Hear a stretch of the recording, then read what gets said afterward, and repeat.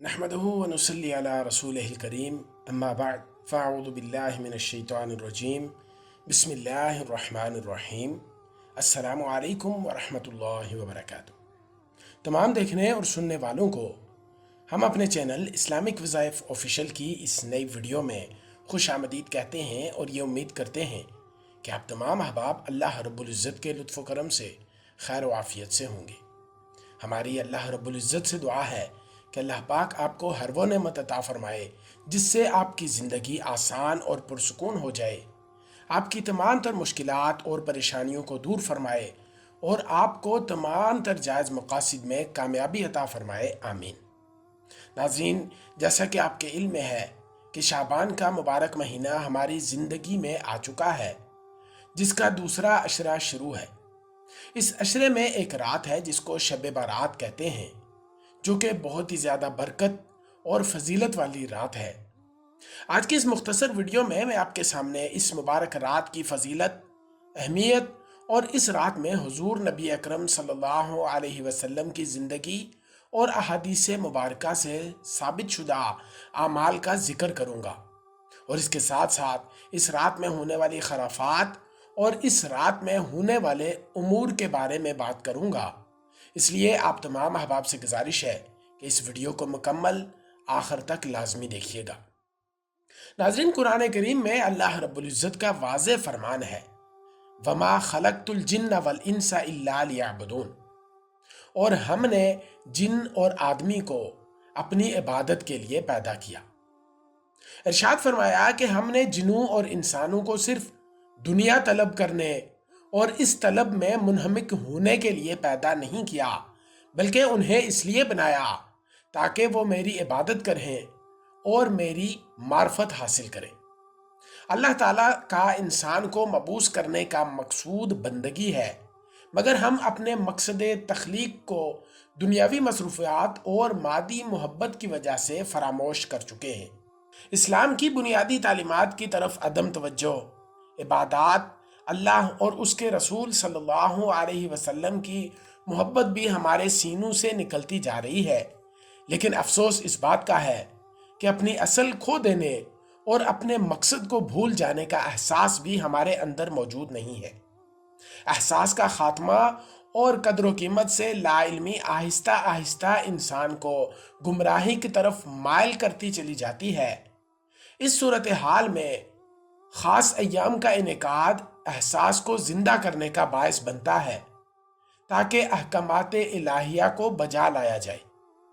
ہم اگر آج دنیاوی معاملات میں کچھ مخصوص دنوں کو دوسرے دنوں پر زیادہ فوقیت دیتے ہیں، ان دنوں کو تزک و احتشام اور دھوم دھام سے مناتے ہیں، اس کے پس پردہ بھی یہی مقاصد کارفرما ہوتے ہیں کہ اگر ہم یوم مزدور، یوم تکبیر اور یوم پاکستان مناتے ہیں تو محض ان کو سیلیبریٹ کرنا یہی مقصد نہیں ہوتا، بلکہ وہ ایام ہمیں قربانیوں کی یاد دلاتے ہیں، اپنے مقاصد کو ہمیشہ ذہن میں رکھنے کے لیے اہم کردار ادا کرتے ہیں، بقا اور ترقی کے لیے اپنے کردار کو مزید نکھارنے کی دعوت دیتے ہیں۔ اسی طرح اسلامی مہینوں اور اسلامی دنوں میں سے چند دنوں اور چند راتوں کو بھی اس لیے فضیلت دی جاتی ہے کہ یہ دن، یہ مہینے اور یہ راتیں دوسرے دنوں اور دوسری راتوں سے منفرد مقام رکھتے ہیں۔ یہ دن اور رات ہمیں جھنجھوڑتے ہیں اور ہمیں اللہ تعالیٰ کے خلیفہ اور نائب ہونے کا احساس دلاتے ہوئے اس منصب کے مطابق کردار ادا کرنے کی طرف راغب کرتے ہیں۔ شب بارات بھی ان خاص ایام میں سے تعلق رکھنے والی ایک اہم رات ہے جس میں احساس زیاں کو اجاگر کرنا مقصود ہے، اس لیے کہ قرآن کریم کا الواحی پیغام ہے، لعلکم یتذکرون اور لعلکم یتفکرون کی صورت میں ہر وقت بلند ہو رہا ہے۔ ناظرین، شب بارات عربی زبان کا لفظ ہے جس میں شب کے معنی رات اور بارات کے معنی نجات کے ہیں، اور شب بارات کا معنی گناہوں سے نجات کی رات ہے۔ گناہوں سے نجات توبہ سے ہوتی ہے۔ یہ رات مسلمانوں کے لیے آہو گریہ و زاری کی رات ہے، رب کریم سے تجدید عہد کی رات ہے، شیطانی خواہشات اور نفس کے خلاف جہاد کی رات ہے۔ یہ رات اللہ کے حضور اپنے گناہوں سے زیادہ استغفار اور توبہ کرنے کی رات ہے۔ اس رات نیک اعمال کرنے کا عہد اور برائیوں سے دور رہنے کا عہد دل پر موجود گناہوں سے زنگ کو ختم کرنے کا موجب بن سکتا ہے۔ اس رات کو لیلۃ المبارکہ یعنی برکتوں والی رات، لیلۃ السک یعنی تقسیم امور کی رات، لیلۃ الرحمہ یعنی رحمت نازل ہونے والی رات بھی کہا جاتا ہے۔ اس رات اللہ تعالی اپنے بندوں کے لیے بخشش کا پروانہ لکھ دیتا ہے۔ اس رات اور لیلۃ القدر کے درمیان 40 راتوں کا فاصلہ ہوتا ہے۔ یہ بھی ایک قول ہے کہ یہ رات 5 خصوصیتوں کی حامل رات ہے۔ اس میں ہر کام کا فیصلہ ہوتا ہے، اس میں عبادت کرنے کی فضیلت ہے، اس میں رحمت کا نزول ہوتا ہے، اس میں شفاعت کا اتمام ہوتا ہے، اور 5ویں خصوصیت یہ ہے کہ اس رات میں زمزم میں ظاہری طور پر زیادتی فرما دیتا ہے۔ جلیل القدر تابعی حضرت عطا بن یسار فرماتے ہیں کہ لیلۃ القدر کے بعد شعبان کی 15ویں شب سے افضل کوئی رات نہیں۔ جس طرح مسلمانوں کے لیے زمین میں 2 عیدیں عید الفطر اور عید الاضحیٰ ہیں، اسی طرح فرشتوں کے لیے آسمان میں 2 عیدیں شب برات اور شب قدر ہیں۔ اللہ کے نبی حضرت محمد مصطفیٰ صلی اللہ علیہ وسلم نے ارشاد فرمایا کہ جب شعبان کی 15ویں رات ہو تو اس رات میں قیام کرو اور دن میں روزہ رکھو۔ اس رات میں آفتاب غروب ہوتے ہی اللہ تبارک و تعالی آسمان دنیا کی طرف نزول فرماتے ہیں، اپنی رحمتوں کو متوجہ فرما کر یہ آواز دیتے ہیں کہ ہے کوئی معافی چاہنے والا جس کو معاف کروں، ہے کوئی روزی کا سوال کرنے والا جس کو میں روزی دوں، ہے کوئی مصیبت زدہ غم کا مارا میں اس کی مصیبت کو دور کروں۔ یہ آوازیں مسلسل آسمان دنیا سے لگتی رہتی ہیں۔ غروب کے بعد سے ہی شروع ہو کر صبح صادق تک یہ سلسلہ چلتا رہتا ہے اور پھر شاہی دربار برخاست ہو جاتا ہے۔ اس طرح کی عمومی نوازش کا دربار اگرچہ پورے سال ہر رات میں لگتا ہے، مگر وہ تہائی رات کے بعد شروع ہوتا ہے۔ یہ اس رات کی اہمیت اور خصوصیت ہے کہ غروب کے بعد ہی یہ دربار لگ جاتا ہے اور طلوع فجر تک یہ دربار انسانوں کے لیے لگا رہتا ہے۔ اس رات میں 3 زبردست اعلانات ہوتے ہیں، 3 اعلان جس کا ہر آدمی محتاج ہے، جس کی ہر فرد بشر کو ضرورت ہے۔ اور پہلا اعلان ہے کوئی معافی چاہنے والا جس کو میں معاف کروں۔ اب کون ہے جو اپنے آپ کو گناہوں سے پاک کہہ سکتا ہے؟ ہر آدمی گناہوں میں مبتلا ہے، معصوم تو صرف انبیاء علیہم السلام ہیں۔ وہ کریم آقا گناہوں کی معافی کے لیے بلا رہا ہے کہ میرے بندو آؤ مجھ سے معافی مانگ لو، آج کی رات میں تمہارے گناہوں کو معاف کر دوں گا۔ پھر دوسرا اعلان ہوتا ہے کوئی رزق چاہنے والا جس کو میں رزق دوں۔ روزی کے لیے انسان مارا مارا پھرتا ہے، در بدر کی ٹھوکریں کھاتا ہے کہ روزی کا مسئلہ کسی نہ کسی طرح سے حل ہو جائے، روزی کا کوئی نہ کوئی اچھا انتظام ہو جائے۔ لیکن پھر بھی جب وہ جود و عطا والا آقا روزی دینے کے لیے بلا رہا ہے کہ میرے بندو آؤ مجھ سے اپنی روزی کا مسئلہ حل کرواؤ، جہاں تم رزق تلاش کر رہے ہو وہاں رزق نہیں ہے۔ انسان روزی کہاں کہاں تلاش کرتا ہے، دنیا میں، چیزوں میں، نقشوں میں، کارخانوں میں، کھیتی باڑی میں، باغات میں، دکانوں میں، فیکٹریوں میں، کہ یہ تو سب روزی کے خالی برتن ہیں۔ ہم ان میں ڈالیں گے تو ہی ان میں روزی آئے گی، ورنہ نہیں آئے گی۔ تمہاری روزی آسمانوں میں ہے جس کا تعلق ان چیزوں سے نہیں ہے۔ اس لیے حدیث پاک میں ہے کہ آدمی جب مرتا ہے تو اس کی موت پر آسمان کا وہ دروازہ رونے لگتا ہے جس دروازے سے اس کا رزق اترا کرتا تھا۔ اس دروازے کا خالق و مالک کہہ رہا ہے کہ آؤ مجھ سے روزی مانگو۔ کتنی بڑی بدنصیبی اور کتنی بڑی محرومی ہے کہ وہ تو ہمیں ہمارے نفع کے لیے پکار رہا ہے اور ہم اپنی غفلت اور مستی میں مدہوش ہیں۔ اسی طرح تیسرا اعلان ہوتا ہے کوئی مصیبت زدہ جس کی مصیبت کو دور کروں۔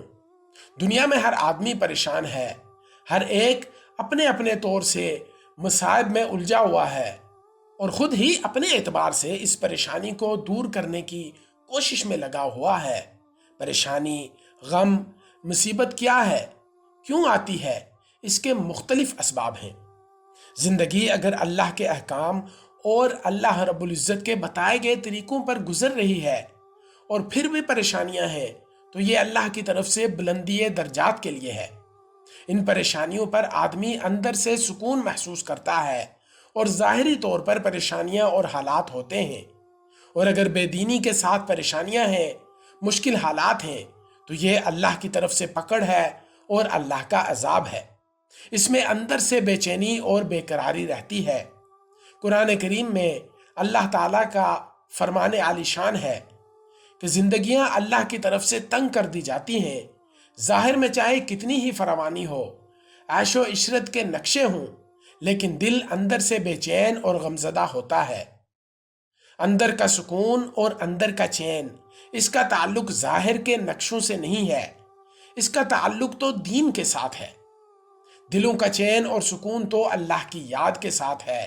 بے دینی کے ساتھ مال و اسباب، چیزوں اور نقشوں کی فراوانی تو ہو سکتی ہے، مگر سکون قلب کبھی میسر نہیں آ سکتا۔ اس لیے میرے دوستو، ہم سب اپنی زندگیوں میں 100% دین کو لانے کی فکر کریں۔ اللہ رب العزت فرما رہے ہیں، ہے کوئی مصیبت زدہ جس کی مصیبت دور کروں، حتی مطلع الفجر۔ پوری رات اللہ کی طرف سے یہ آوازیں لگتی رہتی ہیں، بڑی برکت والی، بڑی عظمتوں والی اور بڑی ہی فضیلتوں والی رات ہے۔ اس رات میں اعمال کا جائزہ ہوتا ہے، اور ایسے وقت میں تو یقیناً بندے کو اپنی حالت بہتر سے بہتر بنانا چاہیے کہ رب العالمین کو پسند آ جائے۔ آپ نے اکثر دیکھا ہوگا کہ مدرسے میں یا اسکول و کالج میں ہر طرح کے طلباء پڑھتے ہیں۔ بعض بہت شوقین ہوتے ہیں، بعض متوسط اور بعض نہایت ہی بدشوق ہوتے ہیں۔ انہیں تعلیم سے کوئی شغف نہیں ہوتا، بس یوں ہی اوقات گزاری کرتے رہتے ہیں۔ لیکن جب سال قریب الختم ہوتا ہے، امتحان سر پر آتا ہے، تو آپ جا کر دیکھیں تو ہر بچہ محنت میں لگ جاتا ہے۔ جو پہلے سے محنتی ہیں وہ اپنی محنت کی مقدار کو بڑھا لیتے ہیں، اور جو بدشوق ہوتے ہیں وہ بھی محنت میں لگ جاتے ہیں اور کتابوں کی ورق گردانی شروع کر دیتے ہیں۔ یہ انسانی فطرت ہے کہ جب جائزے کا وقت آتا ہے تو فکر، محنت اور کوشش شروع کر دیتا ہے۔ یہی حال انسان کے اعمال کا ہے۔ چند روزہ زندگی اللہ تعالیٰ نے دے کر آزمائش کے لیے بھیجا ہے، کوئی ہمیشہ رہنے کے لیے نہیں آیا۔ کہیں دنیا کے اس پھیلے ہوئے نقشے سے، اس کی ریل پیل سے اور اس کی رنگ رلیوں سے دھوکہ نہ ہو جائے۔ اس لیے قرآن نے واضح انداز میں اس کا مقصد بیان کر دیا ہے کہ زمین کے اس ٹکڑے پر جتنی چہل پہل، جتنی زیب و زینت اور جتنی چمک دمک دکھائی دے رہی ہے، یہ ہم نے اس لیے بنائی ہے تاکہ انسانوں کو آزمائے کہ وہ ان نقشوں میں رہ کر ہمیں پہچانتا ہے یا خواہشات کی روح میں بہہ کر زندگی اجاڑتا ہے۔ اور پھر اللہ نے ہمیں آزاد نہیں چھوڑا، بلکہ ہر سال گزشتہ سال کے اعمال کی جانچ ہوتی ہے اور آئندہ سال کے لیے ہماری زبان میں اس کا بجٹ پاس ہوتا ہے۔ اسی لیے حضور صلی اللہ علیہ وسلم نے امت کو اس طرف متوجہ فرمایا کہ اس مہینے میں نیک اعمال کی کثرت کرو، روزہ رکھو، اللہ کے سامنے توبہ و استغفار کرو، تاکہ گزشتہ کمی کوتاہی کی تلافی بھی ہو اور امتحان کی تیاری بھی ہو۔ بلکہ میرے آقا و مولا حضرت محمد مصطفیٰ صلی اللہ علیہ وسلم نے تو عملی طور پر کر کے بھی دکھایا۔ اس رات میں آپ نے دعائیں بھی کیں، لمبی لمبی نمازیں بھی پڑھیں اور اس ماہ میں کثرت سے روزے بھی رکھے۔ روایات کو دیکھنے سے پتہ چلتا ہے کہ جتنی کثرت سے آپ شعبان میں روزے رکھتے تھے، رمضان کے علاوہ کسی مہینے کو یہ خصوصیت حاصل نہ تھی۔ حضرت ام سلمہ رضی اللہ تعالی عنہا فرماتی ہیں کہ میں نے حضور صلی اللہ علیہ وسلم کو 2 مہینے پے در پہ روزے رکھتے نہیں دیکھا سوائے شعبان اور رمضان کے۔ یہ رات فیصلوں کی رات ہے، جس میں بڑے بڑے دینی اور دنیاوی امور طے کیے جاتے ہیں۔ شادی بیاہ، موت و حیات، غربت و افلاس، تنگی و فراوانی، راحت و پریشانی، صحت و بیماری، آسمان سے کتنا پانی برسے گا، کھیتوں میں کتنا اناج اگے گا، یہ سارے امور اسی رات میں طے پاتے ہیں اور پھر سال بھر کے امور لوح محفوظ سے نکال کر فرشتوں کے حوالے کیے جاتے ہیں۔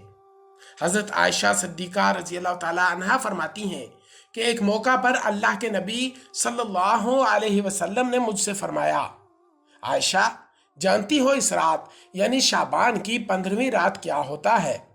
حضرت عائشہ رضی اللہ تعالی عنہا نے کہا، اللہ کے نبی بتا دیجئے کیا ہوتا ہے۔ آپ صلی اللہ علیہ وسلم نے فرمایا، سال بھر میں جتنے بچے پیدا ہونے والے ہوتے ہیں ان سب کی فہرست فرشتوں کے حوالے کی جاتی ہے، اور پورے سال میں جتنے انسان مرنے والے ہوتے ہیں ان کی فہرست بھی فرشتوں کے حوالے کی جاتی ہے۔ موت و حیات کے فیصلے بھی اسی رات میں ہوتے ہیں۔ آدمی دنیا کے جمیلوں میں اور پلاننگ میں ہوتا ہے، اسے پتہ بھی نہیں اس کا پتہ کٹ چکا ہوتا ہے۔ آدمی بیاہ شادی کی تیاریوں میں لگا ہوا ہے، دھوم دھام سے اس کے انتظامات کرتا ہے اور اس کا نام مردوں کی فہرست میں آ چکا ہوتا ہے۔ آدمی حج کی تیاری میں لگا ہوا ہے، حج کے لیے ساری کوششیں کر رہا ہے اور اس کا نام مردوں کی فہرست میں آ چکا ہے۔ اس لیے اس رات کو عبادت کے ساتھ ذکر الہی اور اطاعت کے ساتھ گزارنے کی ترغیب دی گئی ہے۔ حضرت عائشہ صدیقہ رضی اللہ تعالی عنہا حضور نبی اکرم صلی اللہ علیہ وسلم سے سوال کرتی ہیں کہ اے اللہ کے نبی، آپ شعبان میں کثرت سے روزے رکھتے ہیں، اس کی کیا وجہ ہے؟ جس پر حضور نبی اکرم صلی اللہ علیہ وسلم نے فرمایا کہ اس مہینے میں ایک رات ایسی ہے جس میں سال بھر میں مرنے والوں کی فہرست فرشتوں کے حوالے کی جاتی ہے، اس لیے میں چاہتا ہوں کہ میری وفات کا نوشتہ جس وقت لکھا جائے تو میں روزے کی حالت میں ہوں۔ اس سے اشارتاً یہ بات نکلتی ہے کہ جس شخص کا نوشتہ وفات ایسے وقت میں لکھا جائے کہ وہ کسی اچھے اور نیک کام اور عبادت میں لگا ہو تو اللہ تعالیٰ کے فضل اور اس کے کرم سے قوی امید ہے کہ اس کی موت بھی اچھی حالت میں ہوگی اور اس کا خاتمہ بالخیر ہوگا۔ اس رات میں بندوں کے اعمال اٹھائے جاتے ہیں، یعنی اس سال میں جو بھی اعمال نیک ہوں یا بد ہوں بندے سے سرزد ہوں گے وہ اسی رات میں لکھ دیے جاتے ہیں، جو ہر روز صادر ہونے کے بعد بارگاہ رب العزت میں اٹھائے جائیں گے۔ اس رات میں بندوں کے رزق اتارے جاتے ہیں۔ ہر آدمی کے مقدر میں جو رزق ہے وہ تو اس کے پیدا ہونے سے کئی ہزار سال پہلے اللہ تعالیٰ نے طے کر دیا تھا کہ موت تک اس کو کتنی روزی ملے گی۔ حضرت عبداللہ بن عمر رضی اللہ تعالیٰ عنہ سے روایت ہے، رسول اللہ صلی اللہ علیہ وسلم نے فرمایا، اللہ تعالیٰ نے مخلوقات کی تقدیریں آسمان و زمین کی پیدائش سے 50,000 سال پہلے لکھ دی ہیں۔ آپ صلی اللہ علیہ وسلم نے فرمایا، اس وقت اللہ کا عرش پانی پر تھا۔ ایک حدیث میں ہے، رحم مادر میں جب شکل و صورت بن جاتی ہے تو اس میں روح کے پھونکنے سے پہلے فرشتہ 4 چیزیں لکھ دیتا ہے، اس کا عمل، اس کی موت، اس کا رزق اور یہ کہ یہ بندہ نیک بخت ہے یا بدبخت۔ اس رات میں لوح محفوظ کے اس دفتر سے سال بھر کا رزق کا بجٹ متعلقہ فرشتوں کو دیا جاتا ہے کہ یہ میرے ان بندوں کو اگلے سال میں اتنا رزق دیا جائے گا۔ گویا اس رات میں سال بھر کا بجٹ پاس ہوتا ہے۔ دنیا بھر کی حکومتیں بھی اسی دستور سے چلتی ہیں کہ وہ اپنے وسائل اور پالیسی کے مطابق آمدنی اور اخراجات کا بجٹ ایک سال پہلے ہی تیار کر لیتی ہیں۔ یہ بجٹ اپنی حکومت کے اغراض و مقاصد کا آئینہ دار بھی ہوتا ہے اور اس سے یہ بھی پتہ چل جاتا ہے کہ آنے والے سال میں ترقی کن کن منازل کو طے کرنے سے آئے گی۔ بالکل ایسے ہی اس رات میں ہر سال کائنات کا پیدا کرنے والا اپنی پھیلی ہوئی دنیا کی مملکت کے بجٹ کا اعلان کرتا ہے۔ یہ بجٹ زندگی کے ہر زاویے پر محیط ہوتا ہے۔ شعبان کی 15ویں رات میں عالم بالا میں علیم و خبیر اور دانا و بزرگ کے حکم کے مطابق دنیا والوں کے لیے جو روز اول میں فیصلے کیے گئے تھے، جو لوح محفوظ کے دفتر میں محفوظ تھے، ان میں سے ایک سال کا جامع بجٹ قضاء و قدر کے کارکن یعنی خاص مقرب فرشتے جن پر اللہ تعالیٰ نے نظام کائنات کی ذمہ داریاں ڈالی ہیں، حضرت جبرائیل علیہ السلام، حضرت میکائیل علیہ السلام، حضرت اسرافیل علیہ السلام اور حضرت عزرائیل علیہ السلام کے حوالے کیا جاتا ہے۔ پھر سال بھر تک وہی کچھ ہوتا ہے جو پیش کیا جاتا ہے۔ آپ جانتے ہیں یا آپ نے سنا ہوگا کہ جن دنوں بجٹ تیار ہو رہا ہوتا ہے، ملک کے متعلقہ طبقے اپنے اپنے مطالبات اور درخواستیں حکومت تک پہنچانے اور اپنی تکمیل کے لیے حاضر ہو کر استدعا کرتے ہیں۔ اسی طرح جب کائنات کا پیدا کرنے والا اپنا بجٹ تیار کرتا ہے تو اس کے بندے اس کے سامنے اپنی ضروریات اور اپنی آرزوؤں کو پیش کرتے ہیں، آہوزاری کرتے ہیں، گڑ گڑاتے ہیں، دعائیں کرتے ہیں، اور جس طرح حکومتیں اپنے عوام کے مطالبات کو ملحوظ رکھ کر بجٹ میں ترمیم کر لیتی ہیں، اسی طرح رب العالمین اپنے بندوں کی دعاؤں کو سن کر اپنے بجٹ میں ترمیم فرما لیتے ہیں۔ یہ تو ایک سمجھنے اور سمجھانے کے لیے ہے، ورنہ دنیا کی ان حکومتوں اور مملکتوں کا اس رب العالمین کی ارضی و سمائی حکومت سے کیا واسطہ ہے؟ دنیا میں سب کے سب عاجز و محتاج بندے ہیں، وہ غنی ہے، وہ بے نیاز ہے۔ اسی لیے حضور صلی اللہ علیہ وسلم نے امت کو اس رات میں اعمال کی طرف متوجہ کیا کہ اس رات میں عبادت کرو، اپنے خالق کو مناؤ اور اس کے بعد والے دن میں روزہ رکھو تاکہ وہ خالق کائنات خوش ہو جائے۔ اللہ تعالیٰ اپنے بندوں کی دعاؤں پر بڑے خوش ہوتے ہیں۔ زندگی کی کتنی راتیں ہم نے غفلت میں اور نافرمانیوں میں گزار دیں، زندگی کے کتنے دن ہم نے اس کے احکامات توڑتے ہوئے گزار دیے، اپنی جانوں پر ظلم کرنے میں ہم نے کوئی کسر نہیں چھوڑی، اپنے ہاتھوں اپنے پیروں پر کلہاڑیاں ماری ہیں، لیکن پھر بھی مایوس ہونے کی ضرورت نہیں۔ بڑے دربار میں آ چکے ہیں، وہ بڑا کریم ہے، بڑا قدردان ہے۔ جب بندہ ایک بالش تلپکتا ہے تو وہ ایک ہاتھ اپنے بندے کی طرف بڑھتا ہے، جب بندہ چل کر اس کے پاس آتا ہے تو اس کی رحمتیں دوڑ کر بندے کو اپنی آغوش میں لے لیتی ہیں۔ یہ رات غفلت و خرافات کی رات نہیں، خدا را ہم اس رات کو کھیل نہ بنائیں۔ یہ رات اللہ کی طرف متوجہ ہونے کی رات ہے، اللہ سے گڑ گڑا کر ندامت کے ساتھ اپنے گناہوں کی معافی کی رات ہے۔ یہ رات آتش بازی کی رات نہیں، یہ رات حلوے اور مٹھائیاں پکانے کی رات نہیں۔ شیطان جو کہ انسان کا ازلی دشمن ہے، وہ اس رات میں بھی امت کو کہاں کہاں مشغول کر دیتا ہے، خدا کی رحمتوں سے دور کر دیتا ہے، خدا کی لعنت اور غضب کا مستحق بنا دیتا ہے۔ یہ کتنی بڑی ناقدری ہے کہ اللہ کی رحمت شروع رات سے ہماری طرف متوجہ ہو اور لپک کے ہمیں اپنی آغوش میں لینے کے در پہ ہو، اور ہم غفلت میں اور میٹھی نیند میں پڑے سو رہے ہوں۔ اور اس سے بھی بڑا غضب کہ ہم لہو و لعب اور آتش بازی میں پڑے ہوئے ہوں۔ آتش بازی کرنے والے اپنے عمل سے یہ ثابت کر رہے ہیں کہ آسمانوں سے تو خدا کی رحمت زمین پر آتی ہے تاکہ ان کے گناہ معاف کرے، انہیں اپنا محبوب بنا لے، مگر بندے ہیں کہ آگ کے شعلے آسمان کی طرف بلند کر رہے ہیں تاکہ رحمت خداوندی متوجہ نہ ہو سکے اور لوگوں پر گناہ کا بوجھ جوں کا توں باقی رہے۔ استغفر اللہ۔ اس رات میں آپ صلی اللہ علیہ وسلم نے امت کو عبادت پر متوجہ کیا اور خود بھی عبادت کر کے دکھایا۔ بہقی کی روایت کا مفہوم ہے، اما عائشہ صدیقہ رضی اللہ تعالی عنہا فرماتی ہیں کہ ایک دفعہ 15ویں شعبان کو حضور نبی اکرم صلی اللہ علیہ وسلم میرے پاس تشریف لائے۔ اس وقت میری ہی باری تھی۔ آپ نے کپڑے اتارے اور ابھی پورے کپڑے نہ اتارے تھے کہ پھر سے پہن لیے۔ مجھے یہ شبہ ہوا کہ حضور صلی اللہ علیہ وسلم میری کسی سوکن کے یہاں جا رہے ہیں۔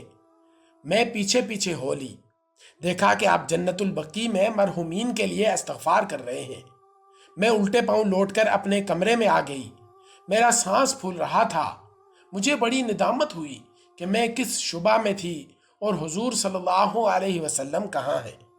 اتنے میں حضور صلی اللہ علیہ وسلم بھی تشریف لے آئے۔ آقا کریم صلی اللہ علیہ وسلم نے فرمایا، عائشہ کیوں ہانپ رہی ہو؟ میں نے اپنا شک ظاہر کر دیا۔ حضور نبی اکرم صلی اللہ علیہ وسلم نے فرمایا، عائشہ کیا تمہیں خوف تھا کہ اللہ اور اس کا رسول تم پر ظلم کریں گے؟ پھر آپ صلی اللہ علیہ وسلم نے فرمایا، عائشہ کیا آج رات عبادت کرنے کی اجازت دیتی ہو؟ میں نے کہا ہاں میرے ماں باپ آپ پر قربان، چنانچہ آپ صلی اللہ علیہ وسلم نماز میں کھڑے ہو گئے، اور کیسی نماز! اللہ اکبر! روایت کے الفاظ ہیں کہ رات میں حضور صلی اللہ علیہ وسلم کھڑے ہوئے، لمبی نماز پڑھی، پھر لمبا سجدہ کیا، اور اتنا لمبا سجدہ کیا کہ مجھے گمان ہونے لگا کہ کہیں حضور صلی اللہ علیہ وسلم کی روح تو قبض نہیں ہو گئی۔ پس میں کھڑی ہو گئی اور آپ کے پیر کے انگوٹھے پر حرکت دی۔ اس میں ایک گونا حرکت محسوس ہوئی تو مجھے اطمینان ہوا۔ یہ تھی میرے آقا کی شب بارات میں نماز، لمبی نماز، لمبا قیام، اسی طرح لمبا سجدہ۔ پھر آپ سجدے میں کیا پڑھ رہے ہیں؟ میں نے سنا کہ آپ سجدے میں اللہ کے سامنے اس طرح گڑ گڑا رہے ہیں اور اس طرح دعا فرما رہے ہیں کہ اے اللہ، میں تیری پکڑ اور سزا سے تیرے عفو کی پناہ مانگتا ہوں، میں تیری ناراضگی سے تیری رضامندی کی پناہ مانگتا ہوں، میں تجھ سے یعنی تیری سزا اور پکڑ سے، تیرے عذاب و عقاب سے تیری پناہ مانگتا ہوں۔ تیری ذات بزرگ و برتر ہے، میں تیرے لائق تیری تعریف نہیں کر سکتا، تو ایسا ہی ہے جیسا تو نے خود اپنی تعریف کی ہے۔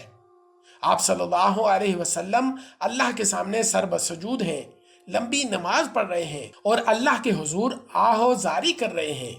آپ صلی اللہ علیہ وسلم نے امت کے سامنے اپنا عملی نمونہ پیش کیا، لیکن پیارے نبی صلی اللہ علیہ وسلم نے بڑی عجیب بات فرمائی۔ حدیث پاک میں ہے، رسول اللہ صلی اللہ علیہ وسلم نے فرمایا، اللہ تعالیٰ شانہ نصف شعبان کی رات میں، یعنی اس رات میں دنیا والوں کی طرف اپنی رحمتوں کی ساتھ متوجہ ہوتا ہے، اس کا دریائے رحمت جوش میں ہوتا ہے۔